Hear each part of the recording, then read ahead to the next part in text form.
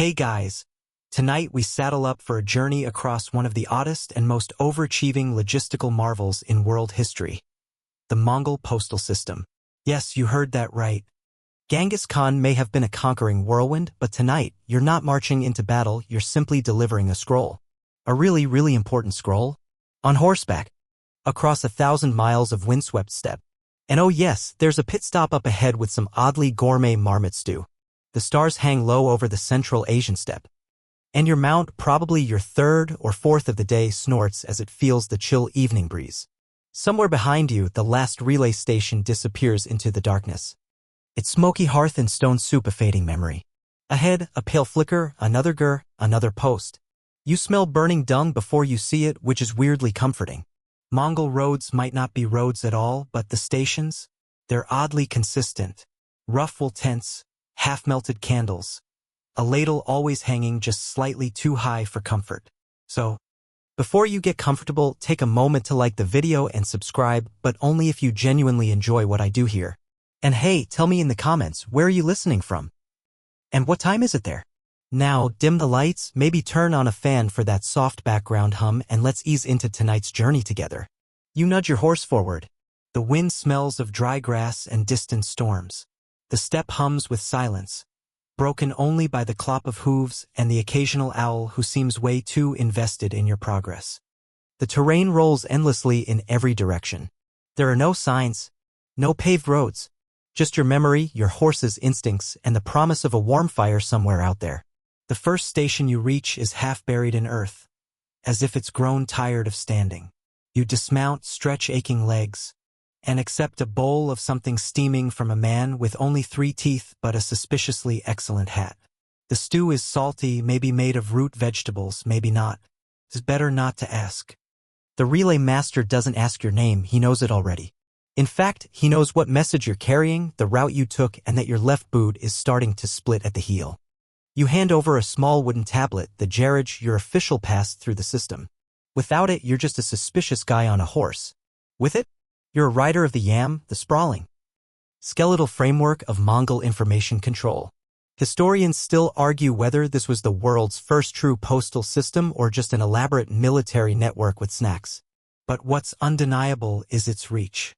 At its height, it stretched from Korea to Hungary, from the Persian Gulf to Siberia, scattered with way stations every 25 to 40 kilometers, each one stocked with horses, food, and vaguely amused attendants. You settle into the tent for the night, or at least for the hour. There's no such thing as sleeping in when you're a yam rider. The woolen bedding scratches your skin, and the fire crackles with the smell of goat fat. Someone is playing a morinkur in the distance, a bowed string instrument that sounds like wind sighing through an empty throat. You find yourself dozing off, until another rider bursts in, panting, handing off a sealed message. No words, just a nod. The system never sleeps. And neither, apparently, do you. You think about the horses. At every stop, they're rotated out. These aren't just any horses, they're small, tough, suspiciously judgmental Mongol ponies. Built for endurance. Built for biting. And occasionally built for listening. Yes, some riders swear the ponies know the way better than they do. Just loosen the reins and they'll deliver you to the next station out of sheer spite. And yet, there's a strange comfort to the rhythm. Ride, rest, eat, ride again. The relay network functions like a heartbeat, thudding steadily, invisibly, through the veins of the empire. Riders are given absolute priority. If a local refuses to hand over a fresh horse, they can be punished by death. Which sounds dramatic until you realize that information in this world is a matter of life or death. Even Marco Polo, who may or may not have exaggerated literally everything he ever saw, was impressed. He claimed there were over 200,000 horses dedicated to the postal system. And whether that number is inflated or not, there's no denying the impact. Messages flew across continents at a pace that would make a medieval European courier sob into his cider. The station you just left? It had a logbook. Not a fancy one, just a bit of worn leather and ink. Every message is logged, every rider's time noted. You tried not to peek, but the entry before yours? It was from someone marked only as Red Fox. Very ominous. Or maybe just someone who likes nicknames. You wonder what they were carrying. A love letter? A war declaration? A particularly scathing review of dumpling quality in Karakoram? You ride on, your cloak flapping behind you, a mouthful of wind and a head full of questions. Somewhere far ahead, Genghis Khan himself might be waiting for news. Or maybe it's just a border warden who desperately wants to know if this year's barley yield will allow for 3 extra camels worth of trade. The stars spin overhead.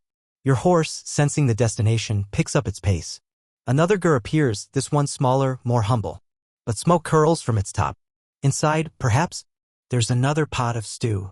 Perhaps a soft mat. Perhaps another tired man who knows your name before you speak it.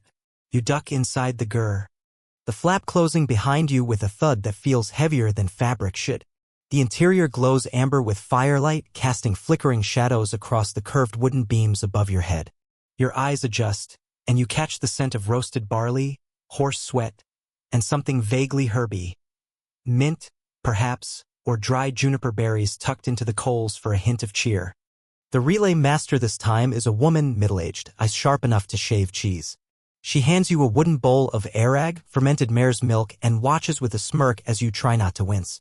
It's fizzy, and tangy, and about as soothing as drinking warm battery acid with a hint of yogurt. Still, it's tradition, and you gulp it down like a good little rider. Behind her, a young boy of barely 10 prepares your next horse. He brushes its flanks like it's royalty, whispering something that sounds like a lullaby and a warning. The horse snorts as if in reply. You'll be lucky if it doesn't throw you in the first mile. Mongol ponies are not known for manners. You scratch your head and catch sight of the wooden placard on the wall. Station 147. That's it. No name, no fanfare.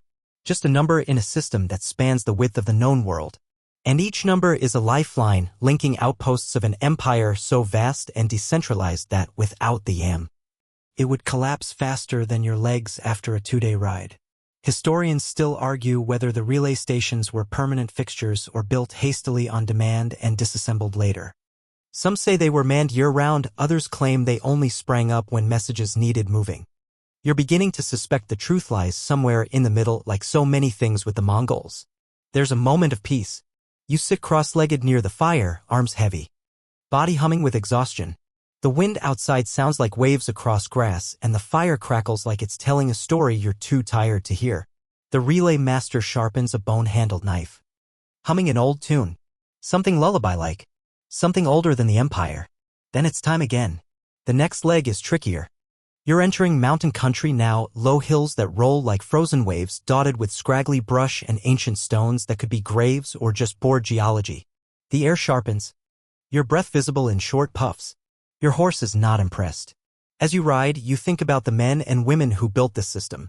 Not just Genghis Khan himself, who gets most of the press, but the unsung clerks, builders, herders, and cooks who maintain the relay web across every climate and language.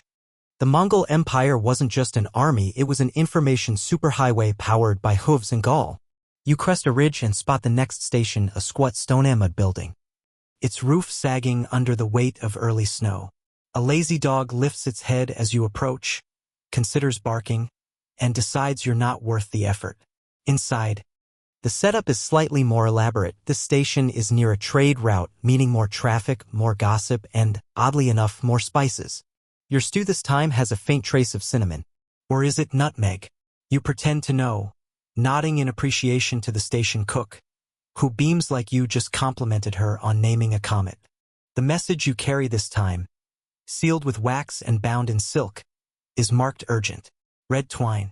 It means something big, possibly military, possibly diplomatic, possibly just someone complaining about too many goats in the capital. You'll never know. Riders are hands, not eyes. The cook tells you a story. Her accent's thick, her voice rough with laughter. A week ago, she says, a rider passed through carrying only a single folded drawing. A sketch of a sheep with a crown. No explanation, just urgency. The mind boggles. You sip your arag. The night creeps closer and you saddle up again. Your new mount is a brown mare with a personality best described as passive-aggressive. She walks like she's been personally offended by your existence. Still, she moves fast and you find your rhythm again. The stars are back. You follow the Milky Way. It was called the Silver Tree by some Mongol clans. Others saw it as a river of spirit horses. Either way, it points east, and that's enough. Your breath fogs up and settles on your scarf. Your knees ache. You ride on. One curious thing about the yam: it wasn't just used for government messages. Over time, it became a kind of multi-use express lane. Merchants, nobles, even artists used it, so long as they had a gerage and weren't afraid of saddle sores. Some stations even hosted traveling physicians or astronomers who'd scribble notes in the margins of logbooks and debate the stars between bowls of hot broth. You remember a story, an old one, about a rider who vanished between stations. Weeks later, a scroll appeared in Karakoram. No rider, no explanation. Just a scroll found hanging from a tree. The message? A list of 5 spices, a half-written poem, and one line: the pony refused the river. No one ever figured out what it meant. But now, as your own horse huffs past a frozen creek, you wonder. You approach the next station. This one's different. No light. No smoke. Just the outline of a tent sagging like a broken umbrella. You call out. Nothing. You dismount and open the flap. Inside, everything is tidy but abandoned. A logbook sits open, ink frozen midward. The fire pit is cold. A bowl of stew, untouched, congealed into something you do not want to describe. You shiver, not from fear, exactly, but from the uncanny stillness. The wind outside sounds louder here. You leave a note. Riders do this sometimes. Messages for the next soul passing through. You write, horses spooked. Fire out. No one here. Moving on. You sign it only with the date and your station number. The mare kicks up dust as you mount again. You don't look back. Dawn rises like a whispered apology across the steppe. Faint streaks of coral pink dragging themselves over the blue-gray horizon. You're somewhere west of the Onon River now. Deeper into the Mongol heartlands. Your knees are stiff and your brain feels half-fermented, but the next relay station waits. And the horse seems marginally less furious with your presence this morning. Small victories. Your saddle creaks as you shift your weight. You've started noticing the little things: how the leather smells after a cold night, how the hoarfrost clings to your gloves, how your breath curls upward like lazy smoke. These sensory details are all you have between the long silences of travel and the even longer silences of the landscape. As you approach the next station, you realize you're in for a treat. This one is a larger ortage, something halfway between a relay post and a noble's camp. The banners flutter with actual effort. There are felt-lined walls, decorative saddles hung like art. And miracle of miracles, a bathhouse. Well, bathhouse might be generous. It's a glorified tent with a fire pit and a wooden basin, but still. Warm water. Inside, you're greeted by a short man with a magnificent mustache that could probably win awards in 5 counties. He hands you a towel and says, without ceremony, "You stink like a steppe dog." Then he smiles. Apparently, that's just how people say hello here. This station is well-funded, you soon learn, because it sits at the junction of 2 major postal arteries, one line heading toward the Black Sea, the other up into the Siberian forests. That means more visitors, better gossip, and yes, vastly superior cuisine. You're offered a plate of steamed dumplings filled with venison and leeks. They steam in the cold like tiny edible volcanoes. You cry a little, but only inside. You learn that this place was once part of a noblewoman's estate and of Ojidi Khan himself, perhaps. Historians still argue whether these elite outposts were officially postal stations or just luxurious pit stops masquerading as infrastructure. But who's complaining? If every 10th station came with dumplings and soft yak hair blankets, the empire might have lasted another 100 years. You settle into the evening with fellow riders, 2 grizzled men and 1 young woman who has already lost 2 toes to frostbite and laughs about it like it's a weather report. She tells you that a few months ago, a courier brought a package wrapped in silk with nothing inside but a single feather and a coin. No explanation, no return address. Some say it was a spy signal. Others a prank. She thinks it was a love letter with lousy timing. You raise your dumpling in salute. Later, a monk stops by the station. He's heading west toward Samarkand, with a scroll tied carefully to his back like a papoose. He doesn't speak much, but he does hum as he eats, and his presence adds an oddly spiritual dimension to your otherwise horse-smelling evening. You ask if he's ever gotten lost. He shakes his head and simply says, "The horses know." You're not sure whether that's reassuring or terrifying. Sleep comes in short bursts. The fire crackles like dry laughter, and the walls groan as the wind picks up. Somewhere, a horse snorts. Someone talks in their sleep about soup. You dream of a horse that writes poetry and demands a raise. By morning, you're marginally rested and deeply reluctant to leave. The mustached host gives you a farewell cup of strong black tea with salt and butter, classic Mongol style. You try not to gag and almost succeed. It's meant to warm the blood, he says. Or punish the weak. Hard to say. Back on the trail, the terrain shifts again. The open plains give way to low cliffs and rocky patches. Your new horse is named something that translates loosely to uncooperative cloud. Fitting. She moves at a determined plod that suggests deep resentment for your entire bloodline. You bond over mutual distrust. You think again about the scale of this system, the yam, an empire-spanning web of hoofbeats and breath clouds, linking mountain monasteries and desert oases, forested glades and snowy peaks. Over 10,000 stations, they say. Some no more than tents, others veritable mini-palaces. It was as if someone played SimCity but only cared about rest stops. There's an odd comfort in the repetition. Ride. Rest. Eat. Ride again. The pattern becomes a lullaby of its own. And it's during one of these stretches long, empty hours where the only sound is your horse's snort and the occasional bird overhead that you spot a shape on the horizon. Not a station. Not quite. It's a collection of carts. Canvas stretched into crude shelters. Smoke curling upward in loose spirals. A mobile station. These were rare even during peak yam years. But they existed, floating outposts that moved with the needs of the empire. You'd only heard of them in passing, like rumors of unicorn sightings or functioning bureaucracy. As you draw closer, a woman with a bow slung across her back steps out to greet you. She looks over your gear, your horse, your face. Then she nods once and says, "You're behind schedule." You open your mouth to protest. But she's already tossing you a fresh water skin and guiding you toward a pot of soup bubbling over an open fire. The mobile station is staffed by a family, grandparents, toddlers, teenage cousins. Everyone has a role. One chops firewood, another dries mushrooms. The youngest, a boy barely walking, clings to a tiny gerrage carved from bone. When you smile at him, he scowls like a disappointed landlord. Dinner is modest but delicious. Flatbread, dried cheese, and a stew that tastes suspiciously like rabbit but nobody confirms. You share stories with the family, and they tell you that last winter a rider came through carrying a bronze mirror wrapped in wool. He claimed it was cursed. No one wanted to touch it, but they fed him anyway. He disappeared into the snow. The mirror stayed behind. They use it now to shave. As you prepare to leave, the grandmother presses a talisman into your hand, a small pouch filled with dried juniper, salt, and a bit of felt. For safe passing, she says. And good horses. You thank her and ride off before the moment gets too sentimental. The trail narrows again, and clouds gather on the horizon like gossip at a royal banquet. You tighten your cloak and press on.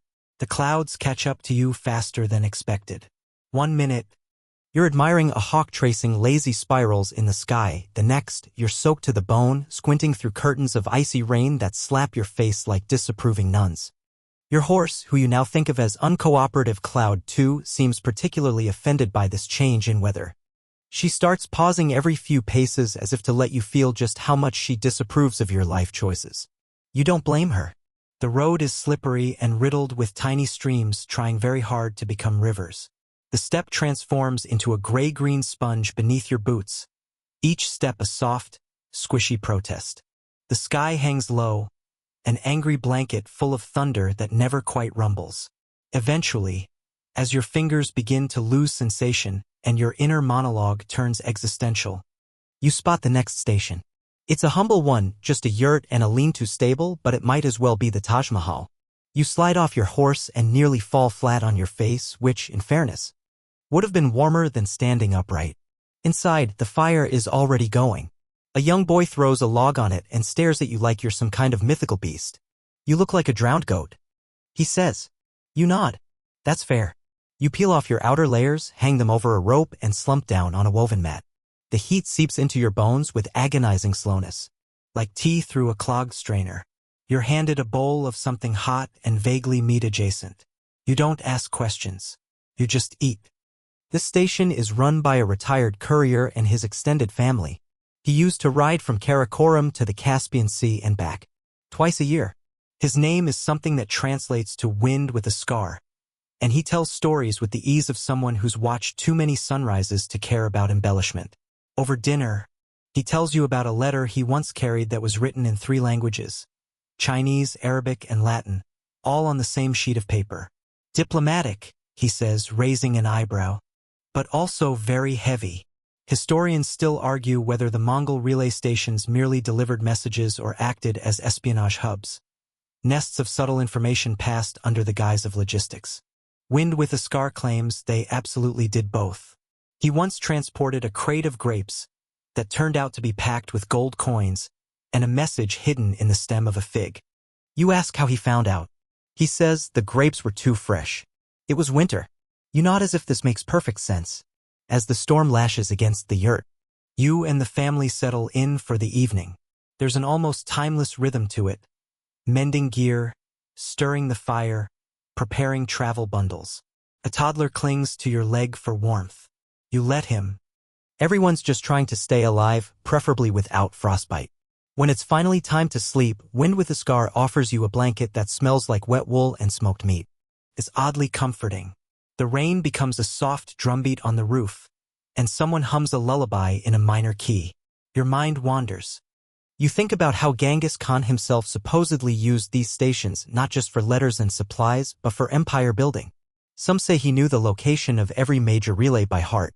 Others claim he once traveled incognito through the Yam to see how it was truly functioning.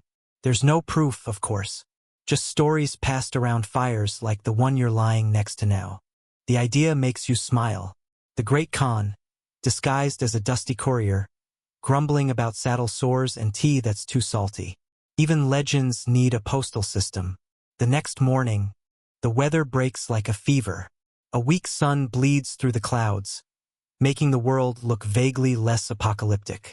You stretch, wince, and saddle up. The road ahead climbs through hills dotted with stunted pine trees and startled marmots. The mud starts to dry, turning from soup into crust. Around midday, you pause at a small shrine built from stacked stones and colored cloth. There's a carved turtle at the base, its shell worn smooth by decades of wind. These roadside markers dot the empire's roads, often left by travelers as offerings or waypoints. You add a smooth pebble to the pile.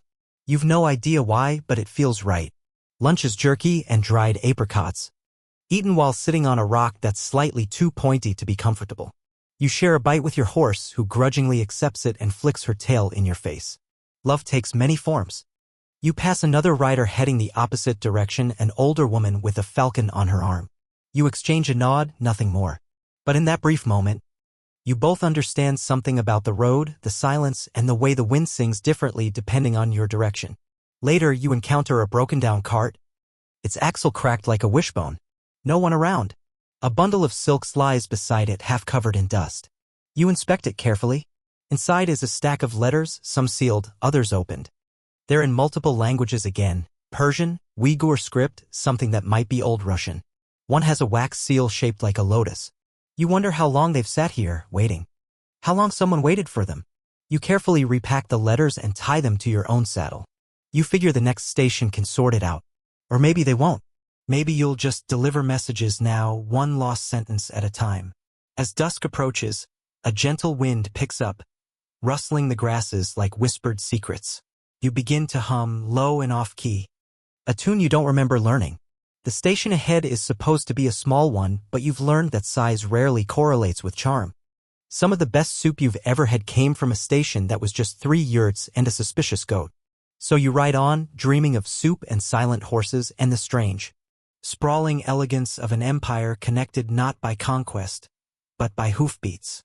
Morning mist snakes around your legs as you ride, a low and shifting fog that clings like an overly affectionate blanket.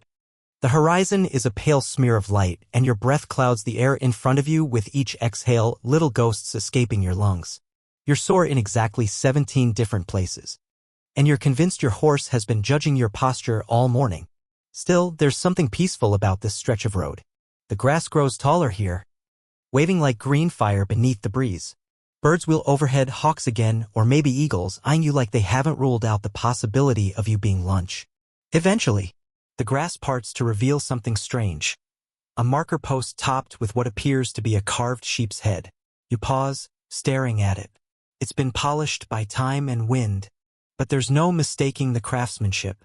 This wasn't tossed up carelessly. Local travelers likely use it as a landmark. And there's a soft ring of stones at its base with tiny clay figurines nestled among them. Offerings, perhaps? Historians still debate whether these roadside shrines were purely spiritual, or subtle ways for communities to mark their presence, tiny cultural fingerprints pressed into the dirt of empire. You leave behind a smooth button from your coat, for no reason other than it feels appropriate. Before long, the next relay station emerges, larger than expected, almost a small village. There are stables, watchtowers, yurts, and a communal hall puffing smoke like a lazy dragon.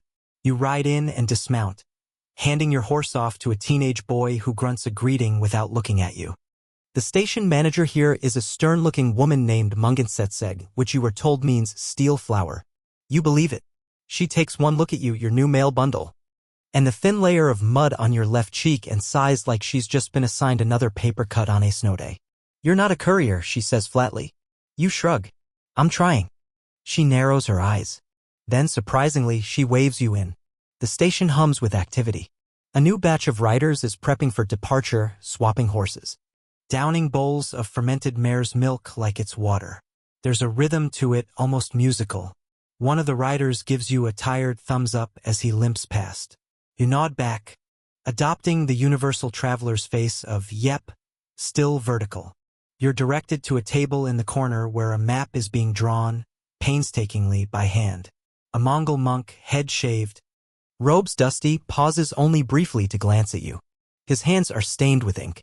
You sit beside him, chewing on a fried dumpling while watching him outline mountains you vaguely remember crossing. He never says a word, but you get the impression he knows every river in the empire by heart. The station has something special, a gourmet kitchen. Not quite 5-star, but certainly 5-year. You're served a bowl of spicy lamb stew, garnished with scallions and paired with flatbread so fresh it still sighs when torn. One of the cooks grins as you inhale it. Former palace chef, he says, pointing to his chest. Demoted after a misunderstanding with a duck. You're not sure whether to ask follow-up questions or offer condolences. As the sun dips low, you help the handlers load a cart destined for the next station. It's filled with mail pouches, sacks of grain, several parcels wrapped in silk, and, for reasons no one will explain, a small bronze gong labeled urgent. A few of the other couriers gather around a fire and start swapping stories. One tells of a horse that once outran a snowstorm from the Altai Mountains to the Orkhon River. Another insists they once delivered a message written in invisible ink made from goat milk and garlic. You could only read it by moonlight, he claims, or while slightly tipsy. They laugh. You laugh. It's the first time in days that your body stops aching quite so loudly. As night settles over the steppe, the stars spill out like grain from a broken sack, endless, familiar, uncaring. Steel Flower offers you a thin mattress and a woolen blanket. You'll leave at first light, she says. We're short on riders. You blink. I'm a rider now? She shrugs. You delivered the letters. Didn't mess anything up. Ate all your stew. That's good enough. You lie back on the mattress, still chewing that over. Good enough. It's not the praise you expected, but it fits. You stare up at the ceiling and let your thoughts wander. The Mongol postal system, the sprawling, dusty miracle, was fast, efficient, and deeply weird. Historians still puzzle over how it maintained such speed without modern infrastructure. Some theorize it was fear. People were terrified of disappointing the Khans. Others credit the quality of the horses or the vast stockpiles of supplies hidden across the steppe. You suspect it was something simpler, trust. A quiet, hard-earned trust between strangers in far-flung yurts, sharing stew and stories by firelight. The blanket is scratchy. The wind moans like a ghost who forgot the lyrics. You shift and adjust and finally find the one position where your spine doesn't feel like it's made of snapped bows. Someone snores. Someone else mutters in their sleep. And just before your brain melts into dreams, you wonder how many of these messages, these scrolls and satchels and carved tokens, were ever truly read? And how many were just excuses to keep the empire breathing, one hoofbeat at a time? You're woken before dawn by the rustle of canvas and the slap of leather boots on packed earth. Someone hands you a bowl of hot millet porridge without speaking. You accept it like a monk receiving a sacrament. Outside, the sky is the color of dishwater. streaked with faint lavender, a sky that hasn't quite made up its mind whether it's night or morning. Steel flower watches as you mount your new horse, a sturdy, cinnamon-colored thing named Turnip for reasons you do not ask about. You give her a sleepy salute. She nods once, the universal Mongol sign for try not to die. And then you're off again. The wind in your face, the chill biting your fingertips. You're beginning to understand how these couriers learned to read the land like a book. Each bend of the river, each copse of wind-battered trees a line of a familiar story. As the sun rises, you pass the ruins of what looks like a shrine. Stones arranged in a spiral. Broken columns half-swallowed by tall grass and oddly tiny bells hanging from branches. The air shimmers faintly here. You pause just long enough to tie a strip of cloth to one of the branches, mimicking what others have done. For good luck or peace or simply because it seems like the respectful thing to do. According to some historians, these kinds of sacred roadside stops were common throughout the Mongol Empire, combining shamanic traditions with local customs absorbed from Persia, Tibet, and northern China. Some scholars still debate whether the empire encouraged the spiritual patchwork on purpose to soften the edges of conquest or whether it simply couldn't stop people from clinging to their beliefs like lint to wool. You make a mental note not to become a historian. Too many questions, too few horses. Later that morning, you arrive at a supply station unlike any you've seen so far. This one is nestled into a rocky valley and smells like roasted garlic and burning cedar. The station master is a plump, cheerful man named Batar, who welcomes you with open arms and immediately insists you try his mother's dumplings. These dumplings, he says, gesturing with great seriousness, won the imperial cooking tournament of 1259. She beat a chef from Samarkand who tried to bribe the judges with honey goose. You have no idea if he's telling the truth. But the dumplings are transcendent, pillowy little bursts of lamb and leek, served with a sour plum dipping sauce that makes your eyes water in the best way. As you eat, Batar shows you the station's prized possession, a hand-painted delivery roster, neatly inked on silk and updated daily. Each name has a tiny symbol next to it indicating the rider's mood. You notice you're listed as a tired-looking cloud with one raindrop. Accurate, you mutter. You're given an hour to rest. During that time, you explore the small on-site library, really just a yurt with scrolls stacked like firewood and a single chair that looks structurally unsound. You find writings in Mongolian, Persian, Uyghur, even Latin. The diversity of texts here reflects something many don't expect about the Mongol postal network. It wasn't just for military orders or tax records. It also carried medical treatises, poetry, and the occasional spicy love letter that got intercepted and caused minor diplomatic incidents. One scroll is labeled simply, "How to appease a horse spirit." You don't open it. Some things are best left unread. As you prepare to leave, Batar presses a package into your hands. It's wrapped in dyed felt and tied with yak hair cord. "To the healer at Dalan Talgoy," he says. "Urgent." You nod, slipping it into your satchel. There's a sense of ceremony in the act, an invisible thread tying you into something larger. Somewhere, far away, someone is waiting for this. They don't know your name. They never will. But for a moment, your paths have crossed in this strange dance of paper and hoof. The afternoon ride is sun-drenched and lonely. You cross a wide plain where the grass has been burned in neat rows. Slash-and-burn farming, maybe? Or a ritual cleansing? No one knows for sure. Historians argue whether these controlled fires were military signaling tools or agricultural resets. You suspect the truth is somewhere between the two, because in this empire, everything seems to be more than it appears. Turnip slows as you climb a shallow ridge. From the top, you spot something odd. A circular stone tower, alone in the middle of nowhere, with no clear road leading to it. Curious, you ride closer. The tower is abandoned, its wooden door hanging off its hinges, but inside you find signs of past use. Shelves carved directly into the stone, a cold hearth, and most strangely, a line of Mongolian script painted around the interior in bright red ink. It's a poem, you realize, about the loneliness of wind. You sit for a moment, letting the silence press against your ears like a heavy blanket. This place isn't on your map. Maybe it was a secret outpost, or a weather station, or a retreat for some poet who got tired of dumplings and diplomacy. Whatever it was, it still feels inhabited by memory. Before you leave, you scratch your name into the wall, small, discreet. A whisper in stone. By sunset, you reach another relay station. This one is smaller, quieter. The manager is asleep in a hammock strung between two pine posts, and the only other human you see is a boy chopping onions so aggressively it might be personal. You water turnip, hand off your satchel, and collapse onto a bench. Your back cracks audibly. The boy chopping onions offers you a chunk of raw radish and nods approvingly when you eat it without flinching. There are no warm beds tonight, just a spot on the floor next to a sack of millet and a stray dog that might be a wolf in disguise. You don't care. You're exhausted. You stare at the rafters and think about that package for the healer. What's in it? Herbs? A cure? A letter from someone she hasn't seen in years? Whatever it is, it's yours to carry for a little while longer. The wind whistles outside, and the dog wolf settles beside you with a sigh. Your eyes close, and somewhere far ahead, the empire breathes quiet and endless. You wake to a morning mist so thick it feels like swimming through a cloud.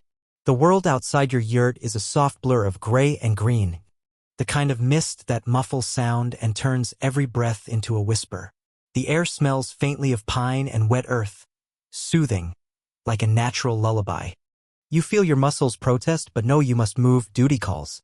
Mounting Turnip, you begin today's leg through a forested stretch known for its strange traditions and curious inhabitants. The path is narrow, dappled with sunlight filtering through towering larches. Occasionally, you catch glimpses of carved wooden statues lining the route, their faces worn by rain and time. Locals say these statues are spirit guardians meant to protect travelers from restless souls and, perhaps more practically, from bandits with sticky fingers.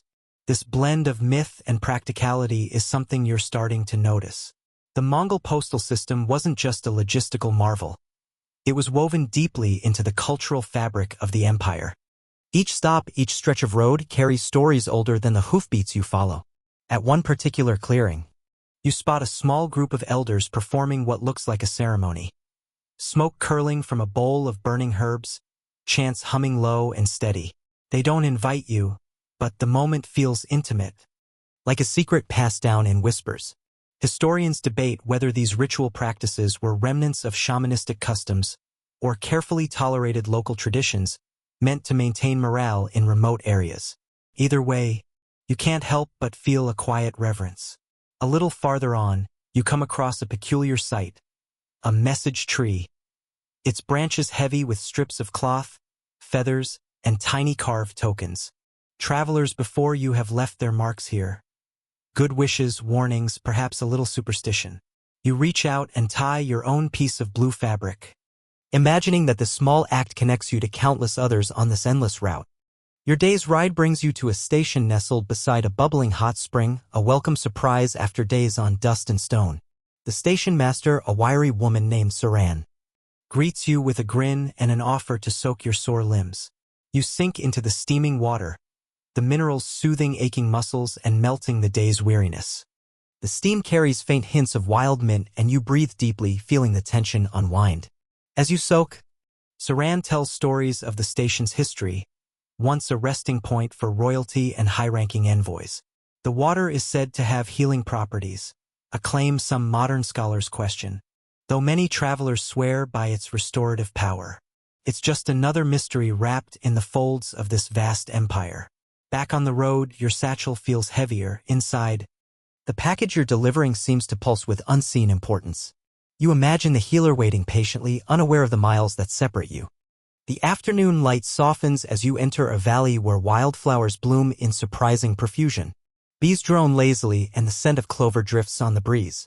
You pause for a moment, running your hand over Turnip's sleek coat and sharing a quiet smile. In this moment, the vastness of the empire feels less like a burden and more like a grand, slow-moving story you're lucky to be part of. As evening approaches, you cross a rickety wooden bridge spanning a lazy river. Beneath, you catch sight of fish darting between rocks and the occasional waterbird dipping for a meal. The sound of flowing water is a gentle lullaby, promising rest. Your final stop for the day is a station built into a hollowed-out cliffside. It's cozy, surprisingly warm despite the stone walls, with windows carved to frame sunsets like paintings. Inside, a fire crackles and a small group of riders share quiet laughter over boiled tea and roasted roots. You settle in, knowing tomorrow will bring new roads, new faces, and more stories carried on the backs of horses and the wings of couriers. Sleep comes easily here, wrapped in the soft glow of firelight and the steady rhythm of a world in motion. You wake again to the faintest hint of dawn, the sky a gentle wash of pink and pale blue. Outside the cliffside station, the first bird calls punctuate the stillness, and a cool breeze carries the scent of pine and dry earth. You stretch, feeling the residual warmth of last night's fire, and prepare for the day ahead. Mounting Turnip.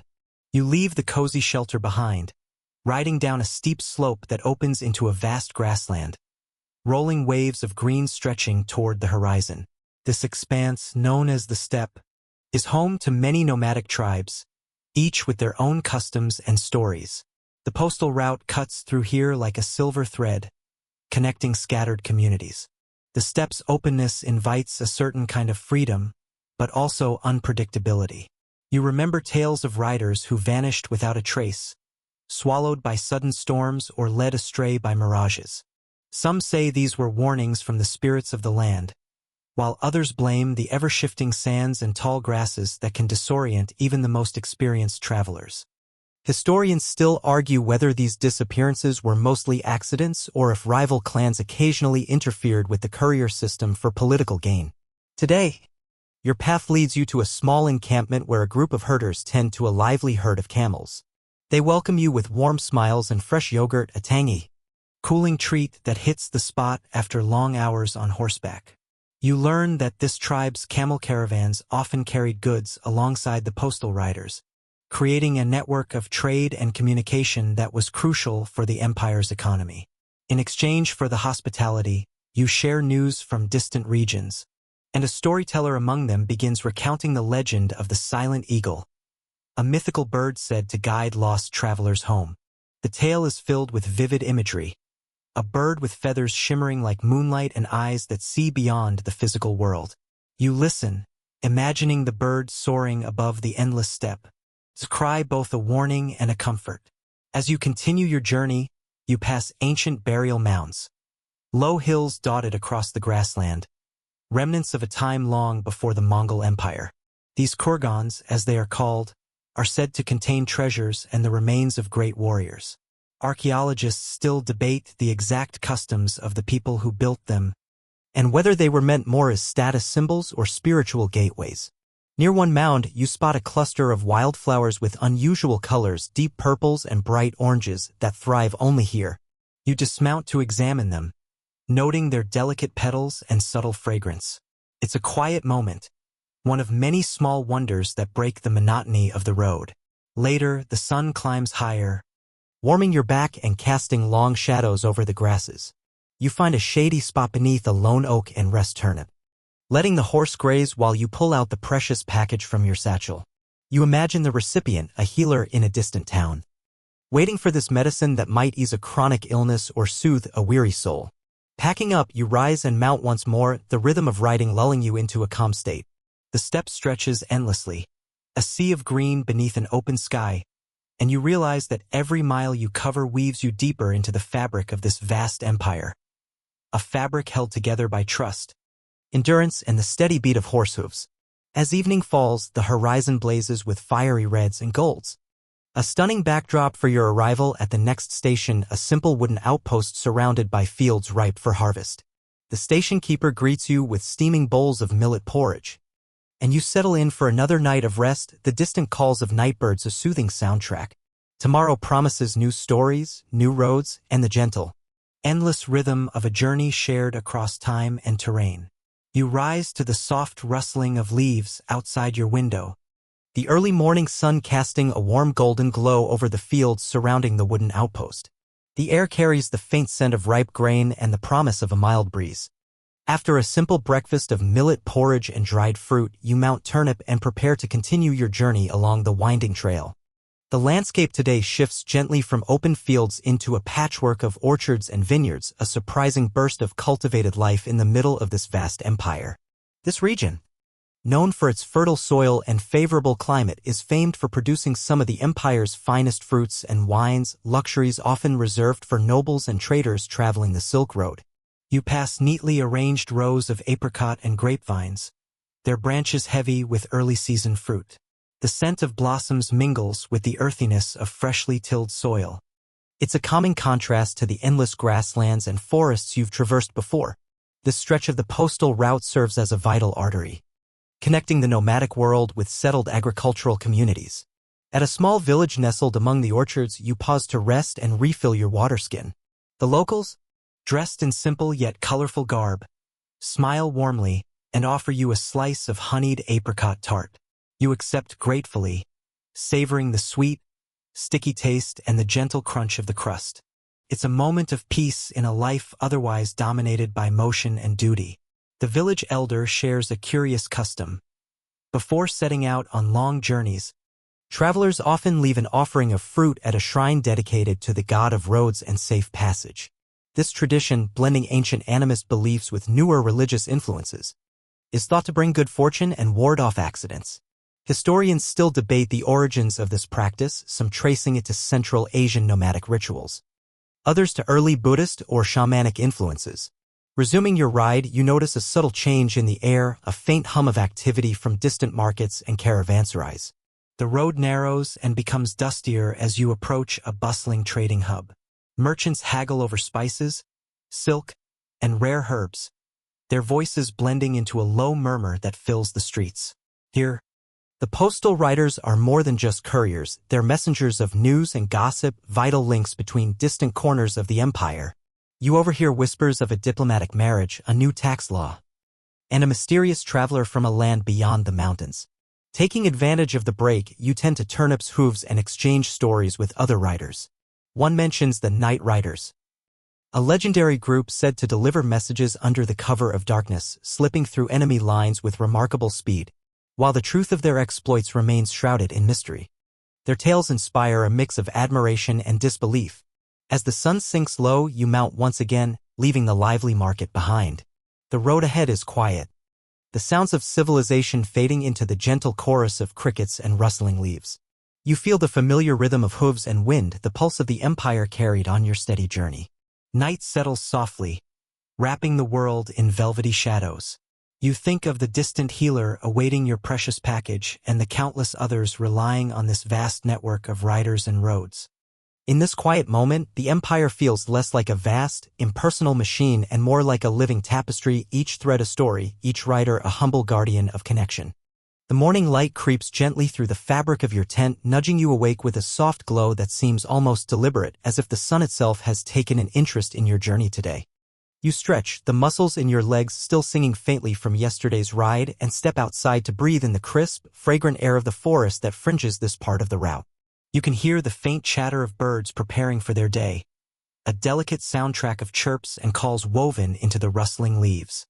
This section of the postal path leads you through dense woodlands where sunlight filters through the canopy in dappled patches, creating a mosaic of light and shadow on the forest floor. Here, the Mongol postal system encounters one of its greatest challenges, navigating thick, sometimes treacherous forests. Riders had to be adept at reading nature signs, for the dense trees often masked the path and hidden dangers like wild animals or quicksand. But nature also provided unexpected comforts.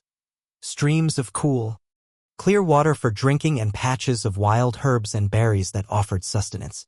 You pause beside one such stream, dipping your hands into the icy water and splashing your face, feeling the refreshing chill revive your senses. Nearby, a cluster of wild ginseng catches your eye, its knobby roots prized for medicinal properties. Locals believe this plant can strengthen the body and calm the mind, a perfect companion for a weary courier. While the official postal system followed marked routes, informal shortcut paths crisscrossed the forest, used by local hunters and traders. These unofficial trails were sometimes faster but riskier, and historians still argue whether riders regularly used them to gain an edge or stuck strictly to sanctioned roads. As you push deeper into the forest, the scent of pine mingles with the earthy aroma of moss and decaying leaves. The occasional rustle hints at creatures, perhaps deer or wild boar, moving just beyond sight. You remind yourself not to startle them. Here, coexistence was essential. At one point, the trail narrows to barely more than a footpath, forcing you to guide turnip carefully over gnarled roots and slippery rocks. The horse seems to navigate instinctively, its sure-footedness a testament to the careful breeding and training prized by Mongol riders. Further on, you come across a clearing where a small wooden shrine stands, weathered but lovingly maintained. It's dedicated to a forest spirit, a guardian believed to protect travelers and woodsmen alike. A faded ribbon tied to a nearby branch flutters in the breeze, a quiet symbol of hope and respect. You take a moment to leave a small offering of dried meat and grain, a gesture learned from your hosts the previous evening. Such acts, though simple, forged bonds between humans and the unseen world, weaving a subtle magic that riders relied on. As the afternoon wanes, you emerge from the forest into a valley bathed in warm light. The transition from shadow to sun feels like passing through a threshold, a gentle reminder of the many landscapes the empire encompasses. Each mile on this ancient route unfolds new sights, smells, and stories carrying you further into the heart of history. The road ahead rolls lazily toward a distant village, its smoke rising in thin columns, a welcome sign of civilization and rest. You can almost taste the promise of a warm meal and soft bedding. Tonight, you will share your stories and hear others, the endless, weaving narrative of a network bound not by stone or steel but by trust, endurance, and the simple will to connect.